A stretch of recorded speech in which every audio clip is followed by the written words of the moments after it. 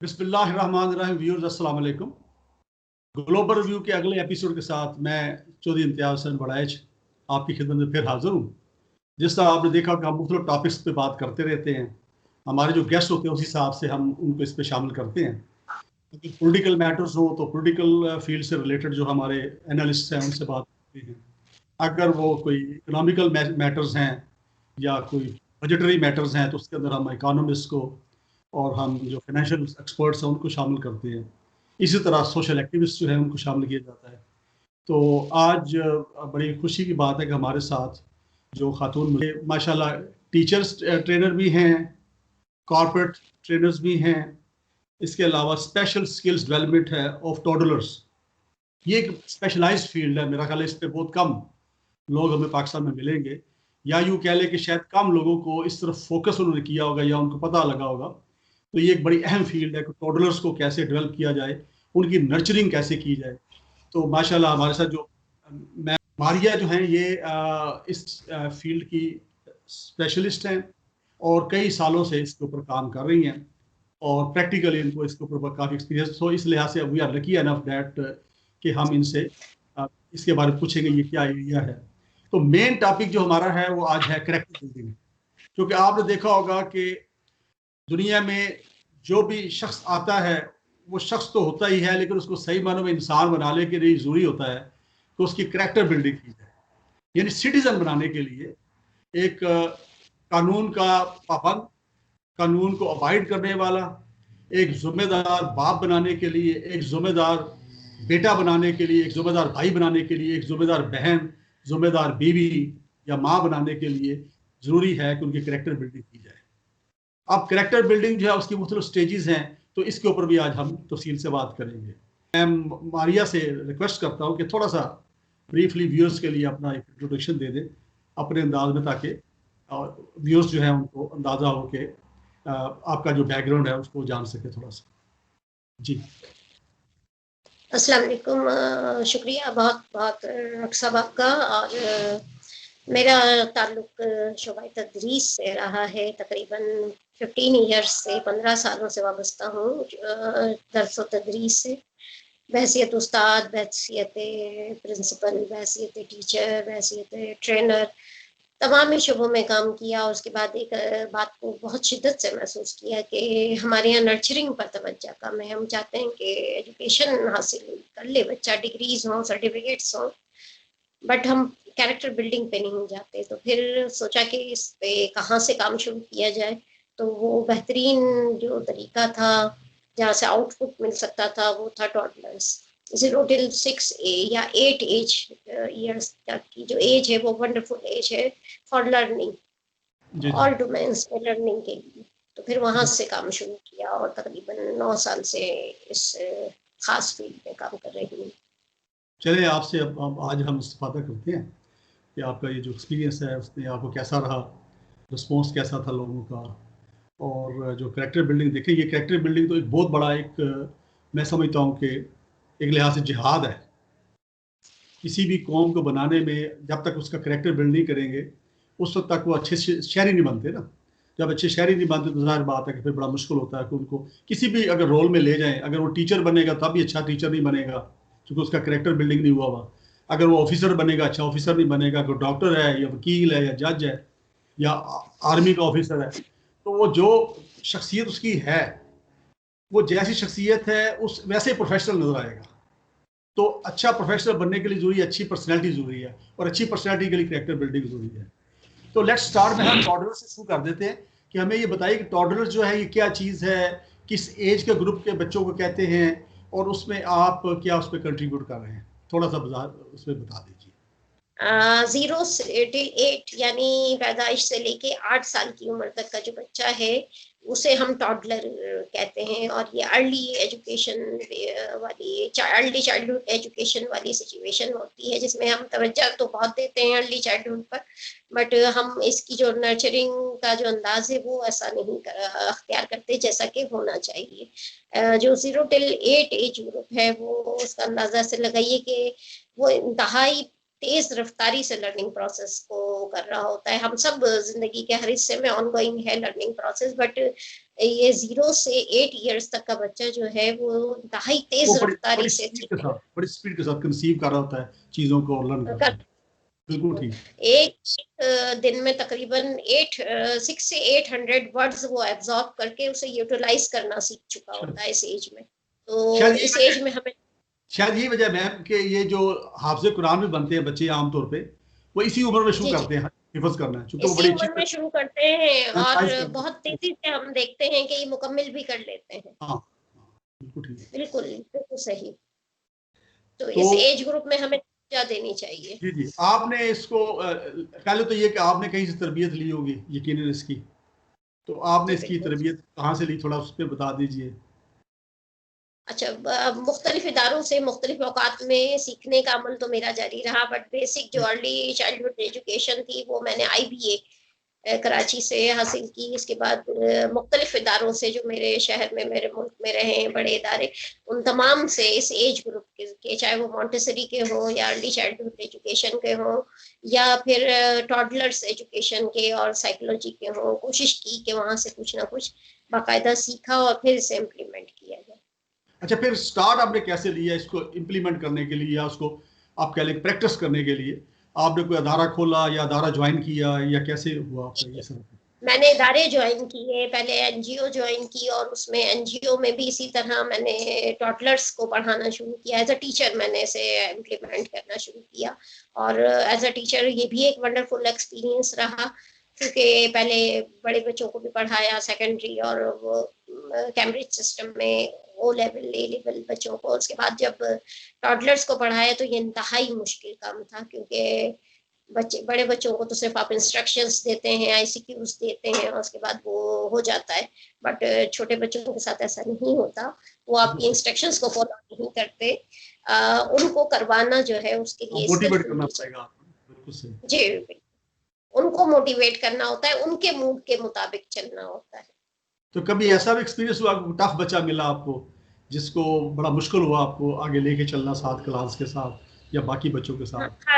हर बार doctor साहब, हर बार हर इदारे में जहाँ जहाँ मैंने टीचिंग की और अपने इस सफर का आगाज किया कि इसको इम्प्लीमेंट कैसे किया जाए, एक या दो बच्चा जरूर ऐसा मिला जिसने मुझे इंतहाई टफ टाइम दिया और एक इंसान की एक नई शक्ल से रोशनास कराया, अल्लाह ताला की एक नई तख्लीक से, क्योंकि हर बच्चा जो है डिफरेंट है और वो अल्लाह ताला ने एमआईज हर बच्चे में रखी हैं, multiple intelligence. As a teacher मुझे वो जज करना पड़ा कि इसमें कौन सी एमआईज हैं जिनको मैं यूटिलाइज करके इसे अपने मुताबिक मोल्ड कर सकती हूँ जिस वक्त मैं लर्निंग प्रोसेस में हूँ। उसके बाद तो मुझे उन्हीं के साथ रहना है, उन्हीं के जैसा बनना है। अच्छा, अब चलते आगे।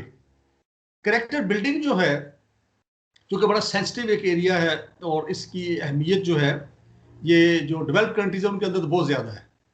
वहाँ पर आपने देखा काउंसलिंग होती है हर स्टेजेस पे कि तालीम कौन सी लेनी है, किस क्लास में दाखिल किया जाए, तो हर लेवल पे बच्चों की काउंसलिंग होती है। काउंसलर्स होते हैं, उनको जो सुनते हैं उनको ऑब्जर्व करते हैं, फिर उसके बाद गाइड भी करते हैं और फिर सोचते हैं भी कि इस एरिया के अंदर इसका इंटरेस्ट है या इस एरिया के अंदर। जैसे कभी हमारा जो CSS का एग्जाम होता है अभी, वहाँ पर भी आपने देखा कि साइकोलॉजिस्ट को इन्वॉल्व किया जाता है जब वाइवा होता है या इंटरव्यू होता है। तो वो जो प्रोफेशनल ग्रुप वो चूज कर रहे होते हैं, वो जो साइकोलॉजिस्ट है वो उस पे से असेस कर रहे होते हैं कि इसके लिए प्रोफेशनल ग्रुप ठीक है कि नहीं, या इसको किसी दूसरे के लिए रिकमेंड किया जाए। तो इसकी बड़ी अहमियत है। तो पाकिस्तान में उस लेवल पे तो है, लेकिन निचले लेवल पे हर स्कूल में या हर कॉलेज लेवल पे या यूनिवर्सिटी लेवल पे ऐसा अरेंजमेंट नहीं है। हाल तो कई जो नई यूनिवर्सिटीज आई उसके अंदर इशू कर दिया उन्होंने। अब आप बताइए कि जो कैरेक्टर बिल्डिंग की स्टेजेस है, मुख्तलिफ स्टेजेस है ना, यानी पैदा होते ही 0 से लेकर मैं फिर कहूँगा ना, तो वो सिलसिला चल पड़ता है। उसमें कौन कौन से जो अवामिल हैं जिनका इन्फ्लुएंस होता है कैरेक्टर बिल्डिंग के अंदर, किसी भी इंसान के अंदर, चाहे वो खातून हो या मर्द हो? डॉक्टर साहब, पहले तो मैं ये बता दूं कि हम लोग कैरेक्टर बिल्डिंग को सीरियस लेते ही नहीं, हम पर्सनालिटी बिल्डिंग को बहुत अहमियत देते हैं। जी। मैं ये चाहती हूँ कि मेरा बच्चा जो है पर्सनालिटी उसकी बड़ी स्ट्रांग हो, उसे देखते ही लोग ये कहें कि हम भाई ये फला इदारे से पढ़ के आया है, फला इदारे का डिप्लोमा होल्डर है, सर्टिफिकेशन है इसकी, और पर्सनैलिटी मेरे बच्चे की बहुत जबरदस्त होनी चाहिए। कभी हम ये कहते ही नहीं, सुनते ही नहीं कि कैरेक्टर मेरे बच्चे का जबरदस्त होना चाहिए। पर्सनैलिटी से मुराद आपकी लुक, जो जाहिरी लुक है, attitude, behaviour, looking wise personality हो गया। और कैरेक्टर बिल्डिंग की मैं बात करूं तो फिर ये आपकी मोरल वैल्यूज हैं, आपकी मेंटल इनर है उसका। जी बिल्कुल। बिलीव्स। तो ये जो मैं कैरेक्टर की बात करती हूँ, इसका सबसे जो बेस है, या आप चाहते हैं कि आपके बच्चे के अंदर हो, तो फिर ये वही टॉडलर्स पे मैं आती हूँ कि अगर इसी एज ग्रुप को आप कैरेक्टर बिल्डिंग के कुछ बुनियादी लवाजमात जो है वो इस एज ग्रुप में आप अगर सीड ग्रो कर दें, तो फिर वो तनावर दरख्त उसकी बड़े होते होते ही उसके साथ ही फल फूल के जबरदस्त शख्सियत के साथ किरदार साजी भी जबरदस्त हो जाएगी। लेकिन हमारी कोशिश वही बात है कि कोशिश उस एज में ये होती है कि बच्चा अगर हमसे कोई इज्जत कर रहा होता है, घर में जब स्कूल गोइंग नहीं होता बच्चा, इस 0 से 1.5 साल तक का बच्चा पाकिस्तान में अमूमन स्कूल गोइंग नहीं होता, 1.5 से 2 साल तक का, तो उसमें अगर वो किसी चीज की डिमांड करता है, फरमाइश करता है, तो बीइंग अ मदर भी, जो कि बहुत ज्यादा, इसमें कोई डाउट नहीं है कि मदर, अल्लाह ताला ने माँ का रिश्ता इतना जबरदस्त बनाया है कि इससे ज्यादा मोहब्बत तो फिर अल्लाह ताला खुद ही करता है।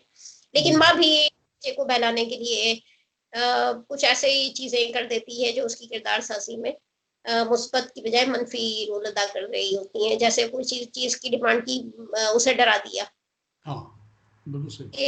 ये अभी नहीं लेते, फला हो जाएगा इससे, इस तरह हो जाएगा इससे, ये अभी नहीं। और अगर उसने कुछ चीजें, गैजेट्स जैसे मोबाइल है, लैपटॉप पे हम लोग यूज कर रहे होते हैं, और जब बच्चा उसमें देखने आता है या उसका इंटरेस्ट डेवलप होता है, तो हम कहते हैं नहीं बस बहुत देर हो गई, अब नहीं।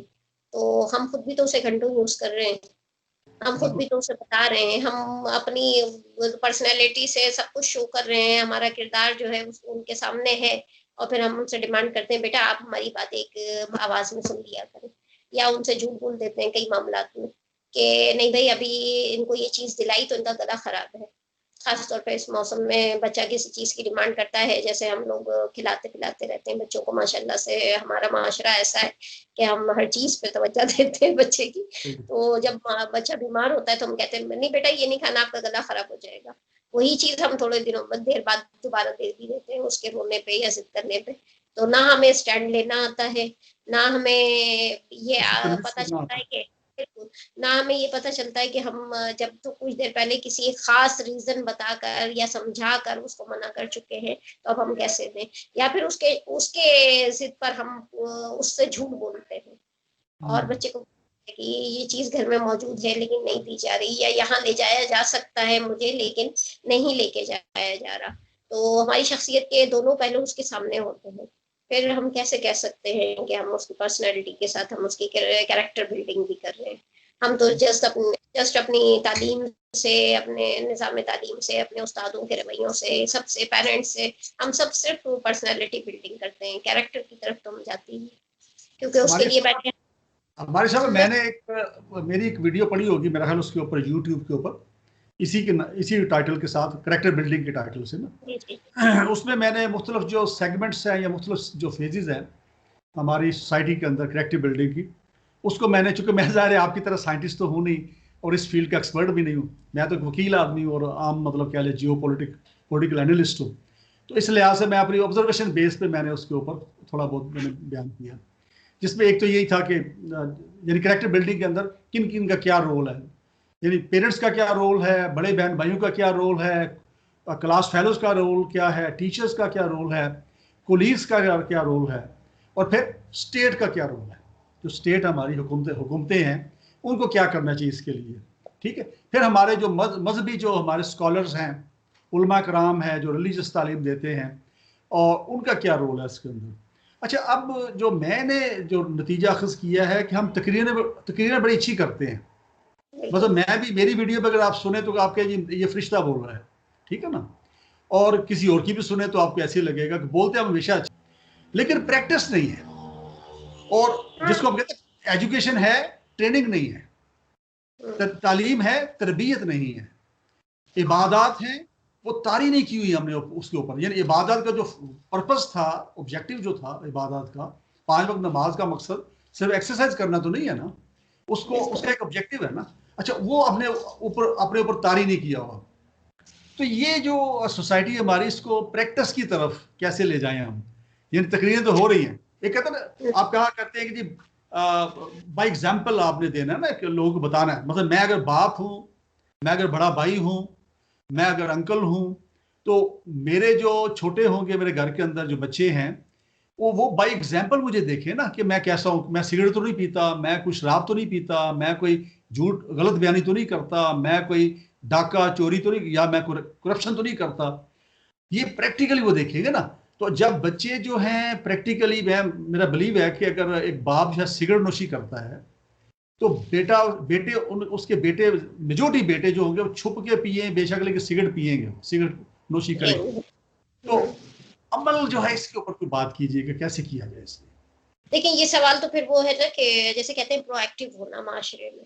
स्टीफन हाँ, कोवे ने अपनी 7 हैबिट्स में पहली जो हैबिट रखी वो यही था, प्रोएक्टिव होना। हम प्रोएक्टिव ऐसे ही हो सकते हैं कि पहले हम खुद को रोल मॉडल करें। हम हुज़ूर सल्लल्लाहु अलैहि वसल्लम का एक वाक़या तो बहुत ज़्यादा सुनाते हैं अपने बच्चों को।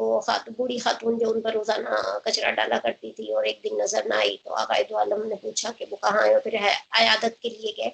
ये तो हम बहुत सुनाते हैं, लेकिन क्या हमारी घर में किसी से या फैमिली में, कोलीग्स में, नेबरहुड में कहीं जानने वालों में कहीं हमारी किसी से कलामी होती है, तो क्या हम रिएक्ट नहीं करते?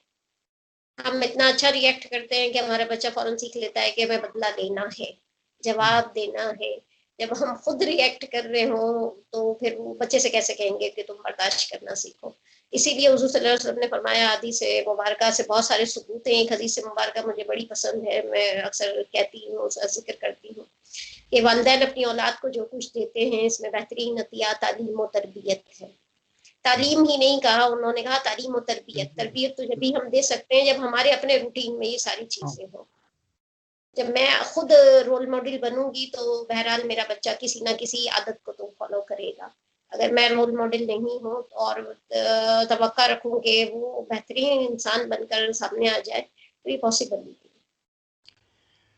अच्छा मैम, ये इस तरफ लोगों को राग़िब करने के लिए, यानी पेरेंट्स को या बड़े जो हैं इस वक्त जिस एज ग्रुप में हम लोग हैं, ताकि उनको हम मोटिवेट करें कि भी वो अमल की तरफ आ जाएं, ठीक है। तो वो उसके लिए क्या करना चाहिए, मतलब क्या गवर्नमेंट की तरफ से क्या करना चाहिए, हम लोगों को क्या करना चाहिए, या जो जो लोग हम इस वक्त आप देखें मोटिवेशनल स्पीकर माशाल्लाह बहुत सारे हैं हमारे पास इस वक्त। यूट्यूब उठा ले तो काफ़ी सारे, अब हजारों की, आप बिल्कुल हजारों काफ़ी की बात। बात जो है मोटिवेशनल स्पीकर है, उसमें कुछ बड़े पॉपुलर भी हुए हैं। तो अब मोटिवेशनल स्पीकर जो है उसको लोग फॉलो भी करते हैं जनरली, मैंने देखा है। लोग जो जो जब लोग हमें बुलाते हैं ना हमें सुनने के लिए, तो इसका मतलब कि वो चाहते हैं कि हमें सुने, ठीक है ना। बिल्कुल ऐसा ही है। तो अच्छा, अब हम क्या करें, हम यानी जो लोग पब्लिक स्पीकर हैं, जो अब मुख्तलिफ सेमिनार्स में, फंक्शन में हमें मौका मिलता है, तो इसके ऊपर भी हम थोड़ी थोड़ी बात किया करें। अगर कोई टॉपिक भी है लेकिन साथ ये भी थोड़ी बात कर दी जाए, तो इसके लिए क्या किया जाए, कोई ये जरा गाइड कीजिए। देखिए, पहले तो अपने आप से ही शुरू किया जाए ना, छोटी छोटी सी चीज। अब अगर मैं जिस भी फील्ड में हूँ, जो भी मेरी मौजूदा पोजीशन है, उससे कतई नजर कि मैं मुतमईन हूँ या नहीं, उससे कतई नजर मेरा किरदार जो है वो उस मयार पे पूरा उतरना चाहिए जो मेरा डेजिग्नेशन है। उस जगह का, अगर मैं माँ हूँ घर में, तब मेरा किरदार वो होना चाहिए कि मेरा बच्चा जो है वो कुछ देर नाराज रहने के बाद रियलाइज जरूर करेगा कि मदर ने ऐसा क्यों किया। अगर मैं बहन हूँ तो मुझे भाई के साथ, बहनों के साथ, अगर मैं बेटी हूँ तो मुझे पेरेंट्स के साथ, अगर मैं टीचर हूँ तो फिर मुझे, कहते हैं ना, टीचर को तो रोल मॉडल होना चाहिए। मैं कहती हूँ हर इंसान को अपने रोल में रोल मॉडल ही होना चाहिए। अपने रिश्ते में, अपने ताल्लुक में ट्रांसपेरेंसी हो, एटलीस्ट सिंसियरिटी हो। जब हम सिंसियरिटी से कोई भी अमल करते हैं तो वो नेगेटिविटी में नहीं जा सकता। बिल्कुल हाँ, सही। कहीं होता है कि कोई चीज आपके एन मुताबिक तो नहीं होती, ख्वाहिशा के मुताबिक, लेकिन शुरुआत मुझे मेरे अपने अंदर ही तब्दीली से शुरू करना होगी। मैं आपको तब्दील नहीं कर सकती, मैं खुद को तब्दील कर सकती हूँ। बिल्कुल तो पहला स्टेप मुझे अपने आप से लेना चाहिए। गवर्नमेंट, इदारे, सोसाइटी जब सब सपोर्ट जब करने को तैयार होते हैं, जब मैं बदलने को तैयार हूँ। अगर मैं बदलने को तैयार हूँ तो फिर सब मुझे सपोर्ट करेंगे, नहीं भी करेंगे तो मेरे बढ़ते हुए स्टेप मेरी जगह खुद बनाएंगे। अच्छा मैम, अब ये आगे चलते हैं, ये बताइए कि आपको जब आपने इस फील्ड में आए हैं, अभी आप क्या सोचते हैं कि आपने सही फैसला किया था इस फील्ड में आने का, या अगर आपको दोबारा ज़िंदगी मिले, दोबारा मौका मिले प्रोफेशन को चूज़ करने का, तो क्या इसी प्रोफेशन में आना पसंद करेंगे या कि आप कोई चेंज करना पसंद करेंगे? डॉक्टर साहब आई नहीं थी अपनी मर्जी से इस प्रोफेशन में, वक्त और हालात ले आए। पढ़ना अच्छा। चाहती थी मजीद, फिर एकदम का सोचा कि पढ़ाई के साथ साथ कुछ किया भी जाए, तो वो चंद जो घंटे थे उसे यूटिलाइज किया, और उसको यूटिलाइज करने के बाद वो एक कहते हैं ना, जैसे आदत बन गई या नशा बन गया कि हाँ ठीक है, इसे कंटिन्यू किया जाए। फिर जब वो कुछ अर्सा रहे इस फील्ड में तो फिर इस फील्ड से मोहब्बत हुई। और हमारे एक उस्ताद थे, वो कहा करते थे कि जो शोबा तदरीस है उसे प्रोफेशन ना कहा जाए, टीचिंग जो है एक मनसब है, पेशा नहीं है। तो ये इसकी पैगंबरों पेशे का की उजरत मिलती है, मनसब की उजरत नहीं मिलती, इसका अजर मिलता है। तो वो मुझे बड़ा अच्छा लगता है और अभी तक याद भी रहा। बिल्कुल सही। अच्छा ये बताइए कि मौसम कौन सा अच्छा लगता है आपको, सर्द या गर्म, या कौन सा मौसम? बाहर आम अच्छा। बहार अच्छी लगती बाहर है? जी। ठीक है। और बाकी जो तावन है आपको, बाकी जो आपके जो फैमिली के मेंबर्स हैं, आपको इस प्रोफेशन के अंदर आप आए और उसके बाद ज़ाहिर बात है अपना एक जगह बनाई है आपने, तो आपके फैमिली की तरफ से तावन या आपके जो अजीज़ कारब हैं या दोस्त अहबाब जो हैं, कैसा तावन रहा आपको, मतलब आप मुतमईन हैं उससे? हाँ बिल्कुल मुतमईन हूँ। और फैमिली में पेरेंट्स के सपोर्ट के बगैर आप कहीं भी नहीं होते, तो ज़ाहिर है उनकी सपोर्ट थी तो मैं आगे बढ़ सकी। और मुखालफत के में भी लोग तो डॉक्टर साहब मिलते रहते हैं ना, लेकिन बेसिक जो आपके पेरेंट्स होते हैं, आपके सिबलिंग्स होते हैं, अगर वो आपकी सपोर्ट हो तो फिर आप आराम से बाहर बढ़ जाते हैं। तो लेकिन फैमिली में मसला और, फिर जी जी, फैमिली में जी। और भी हैं जो ट्रेनिंग में हो या एजुकेशन साइड पे हो, जो इसमें काम कर रहे हो? फैमिली में तदरीस से वाबस्ता तो हैं, बट उसमें एजुकेशन साइड पे तो हैं, बट ट्रेनिंग सेक्शन में कोई नहीं है मेरे अलावा। बिल्कुल ठीक, बिल्कुल सही। तो ये बताइए कि आप जो है मतलब पाकिस्तान का मुख्तलिफ इलाके आपने देखे होंगे, कौन सा इलाका अच्छा लगता है ज्यादा आपको? इस्लामाबाद अच्छा लगता है, आपका शहर। नो डाउट इस्लामाबाद जो है, इसका जो खूबसूरत एनवायरनमेंट है। बड़ा अच्छा है, यहाँ पे कैपिटल है पाकिस्तान का, खूबसूरती भी अच्छी है, वेदर कंडीशन भी बेहतर होती है as compare to other areas, और डेवलप भी लेकिन है। कराची डॉक्टर साहब कराची हसीन है फिर। कराची में कोई शक नहीं, इस्लामाबाद मैं कराची में रहा हूँ, कराची बड़ा अच्छा शहर है। तो बस बिल्कुल। वो थोड़ा सा आप कह लें कि सियासत की नज़र हुआ है, जी अदरवाइज जी। कराची बड़ा अच्छा शहर, इंटरनेशनल शहर उसको हम कहते हैं, और उसमें हर तरह के लोग वहाँ मौजूद हैं, पूरी दुनिया के जो लोग हैं ये वहाँ पे पाकिस्तान की है ना। पूरा मिनी पाकिस्तान है, और पाकिस्तान से तो खास तौर पे हर इलाके के लोग आप मिलेंगे। तो क्या आगे आपके क्या आप इरादे हैं अगले 5 साल बाद, 10 साल बाद, अपने आप को कहाँ भी आप देखना चाह रहे हैं? डॉक्टर साहब फील्ड तो यही रहेगी, ठीक है। और इंशाल्लाह आगे बढ़ने की कोशिश है। बाकी अल्लाह ताला का इख्तियार है, कोशिश मुझे करनी है, बाकी अल्लाह ताला के इख्तियार में है। बिल्कुल ठीक है। बहुत शुक्रिया मारिया साहबा, ने हमें टाइम दिया, बड़ी मालूमाती गुफ्तगू हुई है, और मेरे इल्म में बहुत इजाफा हुआ सेटल ही, क्योंकि आज इस फील्ड, चूँकि जिस फील्ड का मेहमान होता है उस फील्ड की हमें एजुकेशन होती है काफ़ी, उस लिहाज से ना काफ़ी अंडरस्टैंडिंग हुई। पॉलिटिक्स या इंटरनेशनल अफेयर जो हैं वो, या लॉ अगर हो तो वो चूँकि हमारी फील्ड है, चूँकि मैं उस पर as geopolitical analyst TV program करता भी हूँ, तो उसमें भी है नॉलेज में इजाफा होता है, लेकिन उतना ज़्यादा नहीं होता जितना हट के कोई किसी फील्ड से कोई मेहमान अगर आए तो इजाफा होता है। तो आप व्यूअर्स के लिए जो सम अप करना चाहें, कुछ कहना चाहें तो आप कहिए प्लीज़। व्यूअर्स के लिए और खुद अपने लिए भी डॉक्टर साहब के कोशिश करें कि अच्छा इंसान बने। मजहब हमारा बिल्कुल बुनियाद है, लेकिन अगर बैसियत इंसान हम अच्छे हैं तो फिर इस मजहब की तालीमात पर हम खुद ब खुद ही अमल पैरा हो जाएंगे। अपने हर जो भी हमारा तारुफ है इस दुनिया में उसको बेहतरीन कर सके, क्योंकि एक टाइम के बाद तो हमने जाना ही है। जब जाना ही है तो फिर जाने से पहले अपने नाम को जो है पॉजिटिविटी में शामिल कर ले तो ज़्यादा बेहतर है। बिल्कुल सही। आपने देखा कि आपने आज बातें सुनी मारिया हलीमा साहबा की, और बड़ी मालूमाती गुफ्तगू हुई है, और इसमें जो चीज़ सामने आई वो यही है, जो कोई नई चीज़ नहीं है। बहरहाल और भी बहुत लोग इसके ऊपर बात करते रहते हैं और इसको डायग्नोज करते रहते हैं, जिसके अंदर ये है कि हम अमली तौर पे जो हम करते हैं वो करते नहीं हैं, और हमारे जो अगली नस्ल होती है वो चूँकि हमें प्रैक्टिकली देखती है कि हम क्या कर रहे हैं, तो जो हम प्रैक्टिकली करते हैं उसको फॉलो करते हैं। तो जब तक हम जो कहते हैं या जो हम चाहते हैं कि हमारे बच्चे जो है वो बने, उस उनके सामने अगर अमली तौर पर उसका हम डेमोस्ट्रेट नहीं करेंगे तो वो नहीं बन पाएंगे। तो मैं मिसाल दे रहा हूँ कि इसमें नबी पाक मोहम्मद मुस्तफा सल्लल्लाहु अलैहि वसल्लम जो थे, उन्होंने कुरान पाक को अपनी अमली ज़िंदगी में इम्प्लीमेंट करके दिखाया। उनकी जो ज़िंदगी थी, यानी उनकी जो सुन्ना है, वो हमारे लिए मशले रहा, और उसको देख के आपने देखा कुफार, बड़े बड़े काफिर जो थे, वो जोकदार जोक आके मुसलमान हुए, और फिर बड़े मुत्तकी परहेजगार मुसलमान बने, और फिर उसके बाद वहाँ से इस्लाम जो है बड़ी स्पीड के साथ फैला। तो उसकी वजह यही थी कि नबी पाक ने एक एग्जाम्पल जो है, एक अमली शक्ल जो है, वो उनको उनके सामने रखी। तो हम चूँकि नबी पाक को मानने वाले हैं, हम मुसलमान हैं, अल्लाह को मानने वाले हैं, दोनों चीज़ें हमारे पास मौजूद हैं। हमारे साथ अल्लाह का कलाम मौजूद है कुरान मजीद की शक्ल में, उसका इम्प्लीमेंटेशन नबी पाक की सुन्ना और हदीस की शक्ल में मौजूद है। तो हम तो लकी है, हमें पास सारा कुछ मौजूद है, अमल भी मौजूद है, थ्योरी भी मौजूद है। तो उसको सामने रखते हुए हमें चाहिए कि इसको अपनी ज़िंदगी में हम डालें, ताकि हमारी आने वाली नस्लें, एक शख्स जो है अगर वो उसके ऊपर अमल करेगा तो उसकी देखा देखी चंद दिनों बाद उसके इर्द गिर्द आप देखिए एक जमात बन जाएगी। तो इस पे अमल करके देखें, और फिर किसी और मौके पे, किसी और टॉपिक पे, किसी और मेहमान के साथ दोबारा गुफ्तगू करेंगे। मैडम जो मारिया हलीमा, इनके साथ भी दोबारा किसी वक्त फिर बात करेंगे आगे। तो अपना बहुत शुक्रिया, हमें अपनी दुआ में याद रखिए, अपना फीडबैक भेजते रहिएगा। अस्सलाम वालेकुम।